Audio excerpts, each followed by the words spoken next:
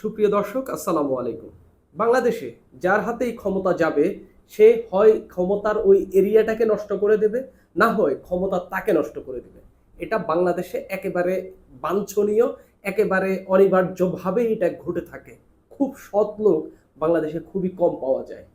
শেখ হাসিনার পতনের আন্দোলনের মধ্য দিয়ে বাংলাদেশে নতুন একটা সমন্বয়ক শ্রেণী তৈরি হয়েছে, যাদের হাতে মূলত শেখ হাসিনা এবং আওয়ামী লীগের পতনের পর এবং এই আওয়ামী লীগের বিদায়ের পর বিভিন্ন এলাকায়, বিভিন্ন সেক্টরে, তারপরে সরকারি বিভিন্ন দপ্তরে এদের একচ্ছত্র ক্ষমতা তৈরি হয়। বিএনপিরও একটা ক্ষমতা তৈরি হয়েছে, তবে সমন্বয়কদের একটা অংশেরও, বড় অংশেরও ক্ষমতা বিভিন্ন স্থানে তৈরি হয়েছে। এরা বিভিন্ন জায়গায় টেন্ডারবাজি, নিয়োগ বাণিজ্য, চাঁদাবাজি অহরহভাবে এগুলো করে আসছে। শুধুমাত্র এই কারণে তাদের দুইটা সংগঠন, এই সমন্বয়কদের দুইটা সংগঠন, প্ল্যাটফর্ম, যেটাই বলেন, বৈষম্য বিরোধী ছাত্র আন্দোলন এবং জাতীয় নাগরিক কমিটি, দুটার একটাও ভালোভাবে দাঁড়াইতে পারেনি। এবং এদের মধ্য দিয়ে যে দলটি আত্মপ্রকাশ ঘটল, অভ্যুত্থানকারী নেতৃত্ব দেওয়া শক্তির বা অভ্যুত্থানের নেতৃত্ব যারা দিয়েছেন, এই নেতৃত্ব দানকারীদের নিয়ে যে দলটি এসেছে এনসিপি, তারাও যে দাঁড়াতে পারবে না, এটা বাংলাদেশের মানুষ বুঝে গেছে। এর একমাত্র সমস্যা যে জায়গায়, এর একমাত্র কেন্দ্রে যেটা রয়েছে, সেটা হচ্ছে ক্ষমতা এবং অবৈধভাবে অর্থ আয়ের দ্বন্দ্ব। নতুন করে একটা রিপোর্ট প্রকাশ হয়েছে, বৈষম্য বিরোধী ছাত্র আন্দোলনের রংপুর জেলার 16 জন নেতা পদত্যাগ করেছেন। তাদের সঙ্গে আরো যারা নেতা, তাদের সহকর্মী যারা রয়েছেন বা একই সঙ্গে তাদের ওই কমিটিতে যারা রয়েছেন, তাদের বিরুদ্ধে চাঁদাবাজি, টেন্ডারবাজি, নিয়োগ বাণিজ্য, এসব কিছুর অভিযোগ তুলে তারা পদত্যাগ করেছেন। তাদের প্রধান দাবি, একটি মেলা থেকে বৈষম্য বিরোধী ছাত্র আন্দোলনের সেখানকার যে শীর্ষ নেতা, রংপুর জেলা এবং রংপুর মহানগর, সেই শীর্ষ নেতারা হচ্ছে একটার এই মেলা থেকে, জুয়ার আসর থেকে 14 লাখ টাকা চাঁদা তুলেছে। এটা একটা অভিযোগ তাদের। আর একটা অভিযোগ, রমজানে তারা ইফতারের যে পার্টি মাহফিল করেছে, সেই মাহফিলের জন্য তারা বিভিন্ন জনের কাছ থেকে টাকা তুলেছে। সেই টাকা দিয়ে তাদেরকে পাঞ্জাবি কিনে দেওয়ার কথা ছিল, সেটাও কিনে দেয়নি। এটা আরেকটা অভিযোগ। আরেকটা অভিযোগ হলো, ফেনী এবং নোয়াখালীতে যে বন্যাটা হইল না, ডক্টর শেখ হাসিনার পতনের পর, ডক্টর মোহাম্মদ ইউনূস ক্ষমতায় আসার পরই কিছুদিন পরে একটা বন্যা হইল না, ফেনী, নোয়াখালী, তারপরে ওই অঞ্চলের, ওই কুমিল্লার ওই অঞ্চলের বন্যার জন্য তারা ওইখান থেকে টাকা তুলেছে। সেই টাকা নিয়েও নাকি মেরে দিয়েছে, এটা অভিযোগ তুলে 16 জন পদত্যাগ করেছে। এখন এরা যে পদত্যাগ করে নানান অভিযোগ করেছে, টাকা আত্মসাৎ, ওইটা সেটা, এরা একটা সংবাদ সম্মেলন করে এরা পদত্যাগ করে, এরা হচ্ছে অভিযোগ জানিয়ে এরা চলে গেছে। এখন ওরা যে হচ্ছে এই টাকা মেরে দিয়েছে, নানান কিছু অভিযোগ তুলে এরা সংবাদ সম্মেলন করে জানিয়েছে, পাল্টা যাদের বিরুদ্ধে অভিযোগ করেছে তারাও একটা সংবাদ সম্মেলন করেছে। এরা বলছে যে এরা বন্যার টাকা, ইফতারের টাকা মেরে দিয়েছে এবং তারা হচ্ছে নিয়োগ বাণিজ্য করেছে। চট্টগ্রামের একটা বিদ্যুৎ কেন্দ্র, চট্টগ্রাম না দুঃখিত, রংপুরের একটা বিদ্যুৎ কেন্দ্রে তারা হচ্ছে এই নিয়োগের জন্য তদবির করেছে, সেখান থেকে টাকা মেরেছে। এই পক্ষ, ওই যে তারা নানান অভিযোগ করেছে, এই পক্ষ আসলে অভিযোগগুলো খণ্ডাইতে বসছে।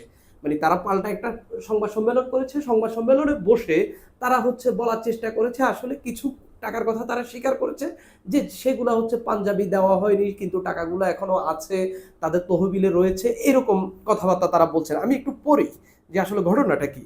রংপুরে বৈষম্য বিরোধী ছাত্র আন্দোলনের মহানগর জেলা কমিটির শীর্ষ নেতাদের বিরুদ্ধে দুর্নীতি, চাঁদাবাজি, টেন্ডারবাজি, নিয়োগ বাণিজ্য সহ বিভিন্ন অভিযোগ তুলে 16 জন নেতা পদত্যাগ করেছেন।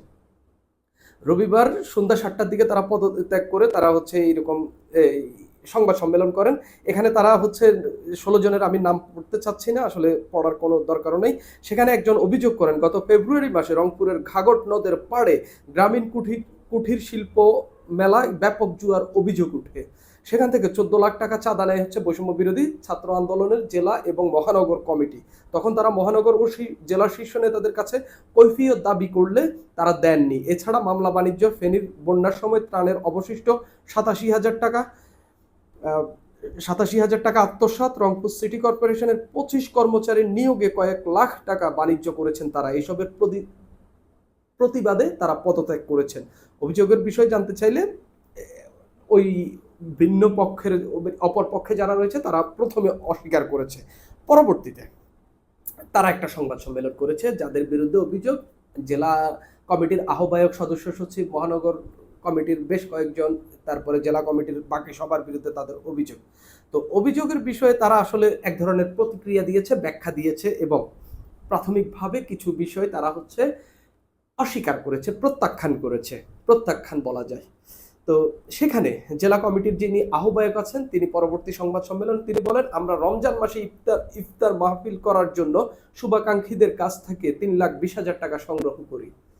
শুরু থেকেই বৈষম্য বিরোধী ছাত্র আন্দোলন, জাতীয় নাগরিক কমিটি, তারপরে জাতীয় নাগরিক পার্টি এদের বিরুদ্ধে মানুষের নানান কথাবার্তা বলছিলেন, নানান অভিযোগ রয়েছেন যে এরা আসলে এত বড় বড়গুলো প্রোগ্রামগুলো করছেন, এই টাকাগুলো আসছে কোত্থেকে। এখান থেকে কিছুটা আন্দাজ পাওয়া যাচ্ছে। তারা বলছেন রংপুর জেলা কমিটি তিনি এখানে যে তথ্য দিয়েছেন তারা 3,20,000 টাকা ইফতারের জন্য তুলেছেন। রংপুরের মতো জায়গায় একটা ইফতার মাহফিল করবেন, ইফতার পার্টি করবে বৈষম্য বিরোধী ছাত্র আন্দোলন, সেখানে 3,20,000 টাকা তাদের তুলতে হয়েছে। বোঝেন কি পরিমাণ টাকা আসলো এবং কি পরিমাণ খরচ করলো, কি পরিমাণ, আর যেটা প্রকাশ করেনি সেটার কথা তো নাই বললাম। শুভাকাঙ্ক্ষীরা আমাদেরকে ডেকোরেটর সহ আরো অন্যান্য জায়গায় সহায়তা করেছেন, এটা 3,20,000-এর বাহিরে। আমরা বলেছিলাম টাকা সাশ্রয় হলে সবাইকে পাঞ্জাবি দেওয়া হবে। কি ইন্টারেস্টিং কথা, ইফতার মাহফিলের জন্য আপনি টাকা তুলেছেন, এরপরে বলছেন টাকা বাঁচলে সবাইকে আপনার এই পাঞ্জাবি দিবে ঈদে। রমজানের পরেই তো ঈদে সবাইকে পাঞ্জাবি দিবে। তো সবাইকে পাঞ্জাবি দেওয়া সম্ভব হয়নি। মানে মূল দ্বন্দ্বটা আমার কাছে কেন জানি মনে হচ্ছে পাঞ্জাবির জন্যই, একটু হাস্যকর মনে হইল বলছিলাম। আচ্ছা, বন্যার সময় ত্রাণ তহবিলে 87,000 টাকা ছিল। ফেনী এবং নোয়াখালীর বন্যার জন্য যে টাকাগুলো তুলেছে সেই টাকাগুলা 87,000 টাকা রয়ে গেছে। ওই পক্ষ যারা পদত্যাগ করেছে তারা বলছে যে এই 87,000 টাকাও তারা মেরে দিয়েছে, ইফতারের টাকাটাও তারা মেরে দিয়েছে এবং জুয়ার আসর থেকে টাকা চাঁদা তুলে সেটাও তারা খেয়ে ফেলেছে। তারপরে রংপুর সিটি কর্পোরেশন বিদ্যুৎ প্ল্যান্টে নিয়োগ তদবির করে সেখান থেকে টাকা উত্তোলন করে সেটাও মেরে দিয়েছে। এটা হচ্ছে তারা বলতে চাচ্ছেন, ওই পক্ষ কোনো ভাগ পায়নি, তারা নিজেদেরকে সৎ দাবি করছেন যে আমরা আসলে এগুলোর মধ্যে নাই। তো তিনি বলছেন যে 87,000 টাকা যে তহবিলে আছে তিনি বলছেন প্রয়োজনে দেওয়া হবে, সেই সঙ্গে বিদ্যুৎ প্ল্যান্ট থেকেও কোনো টাকা নেওয়া হয়নি। সিটি কর্পোরেশনের যে নিয়োগ তদবির, তারপরে বিদ্যুৎ প্ল্যান্টে যে নিয়োগ তদবির তারা স্বীকার করছে, তারা নিয়োগ তদবির করছে, এই কথাটা পরেই আছে। এরপরে হচ্ছে সংবাদ সম্মেলনে এই মুখ্য সংগঠক ইয়াসির আরাফাত তিনি একটা বক্তব্য দেন। তিনি তার বক্তব্যে তিনি আসলে বলার চেষ্টা করেছেন যারা বহিষ্কার পদত্যাগ করেছেন তাদের বিরুদ্ধে আসলে নানান অভিযোগ ছিল যে তারা হচ্ছে দলীয় তথ্য নিয়ে আরেক জায়গায় পাচার করছে বা আরেকজনকে দিয়ে দিচ্ছে, অন্য দলকে দিয়ে দিচ্ছে, এই জন্য এগুলা তারা ধরে ফেলেছে, এই জন্য তাদেরকে বহিষ্কার করা হবে এটা জেনেই তারা পদত্যাগ করেছেন। তিনি বলেন, এই ইয়াসির আরাফাত বলেন, নগরীর ঘাগট এলাকায় জুয়া হাউজি সহ মেলায় আমরা অনেক টাকা চাঁদা নিয়েছি এমন অভিযোগ করেছেন পদত্যাগকারীরা। কোনো টাকা নেওয়া হয়নি। তিনি বলছেন বরং জুয়া ও হাউজি বন্ধে চেষ্টা করেও আমরা পারিনি। বৈষম্য বিরোধী ছাত্র আন্দোলন নাকি এই সরকার পতনের পর তারা নাকি জুয়া এবং হাউজি বন্ধ করার চেষ্টা করেও নাকি তারা পারেনি। এটা কেউ বিশ্বাস করবে? যে ক্ষমতা এই সংগঠনটির তখন ছিল, তাদের রক্ত চক্ষু উপেক্ষা করে, তাদেরকে উপেক্ষা করে কেউ কোথাও কোনো জুয়ার আসর বসাইতে পারত? বিএনপির নেতারাও পারত? অসম্ভব, একেবারে অসম্ভব। তারা তুলকালাম করে ফেলতো। তারা যদি তাদের সঙ্গে মুখোমুখি লড়াই না পারত, যদি তারা হচ্ছে তাদের সঙ্গে বলে কয়ে বুঝিয়ে না মানাতে পারতো, তারা ফেসবুকে এসে এটা মুহুর্মুহু স্ট্যাটাস দিত। সেই জায়গায় এটা আসলে খুবই ফালতু আলাপ। আমি তার এই কথাটা একেবারেই বিশ্বাস করিনি। সেই সঙ্গে সিটি কর্পোরেশনে 31 জনকে নিয়োগ দেওয়া নয়, তিনি বলছেন নিয়োগ দেয়নি, তারা পুনর্বহালের তদবির করেছে। 31 জনকে পুনর্বহালের তদবির করেছে। তিনি বলছে কোনো টাকা নেওয়া হয়নি, সব অভিযোগ মিথ্যা। অর্থাৎ এখানে এসে তারা স্বীকার করছেন ইফতারের টাকাটা, এখানে বন্যার টাকাটা, তারপরে সিটি কর্পোরেশনের এই রংপুর সিটি কর্পোরেশনের যে নিয়োগের 31 জনকে পুনর্বহাল, এই অভিযোগটি সত্য। কিন্তু তারা বলছেন টাকাগুলো আছে এবং সিটি কর্পোরেশনের নিয়োগের ক্ষেত্রে তারা আসলে কোনো টাকা নেয়নি, তারা কাউকে নিয়োগ দেয়নি, নিয়োগের তদবির করেনি, শুধুমাত্র পুনর্বহালের যে তাদের আগের চাকরি ছিল, হয়তো কোনো সময় বরখাস্ত হয়েছে কিংবা তাদেরকে ছাঁটাই করা হয়েছে, তাদেরকে পুনর্বহাল করার জন্য শুধু তারা তদবির করেছে। তো আপনারাই বুঝে নেন এই তদবিরের পেছনে আসলে কি থাকতে পারে কি না থাকতে পারে। খুব বেশি দিন হয় নাই, গত অক্টোবর নভেম্বরের দিকে হচ্ছে এই কমিটিটি অনুমোদন দেওয়া হয় সারা দেশের বিভিন্ন স্থানে যে জেলায় বৈষম্য বিরোধী ছাত্র আন্দোলন কমিটি দিয়েছে সব জায়গায় 200-300 মতো করে নেতা কর্মী রাখার চেষ্টা করেছে। প্রতিটি কমিটিতে সবগুলো কমিটি নিয়ে বিতর্ক তৈরি হয়েছে।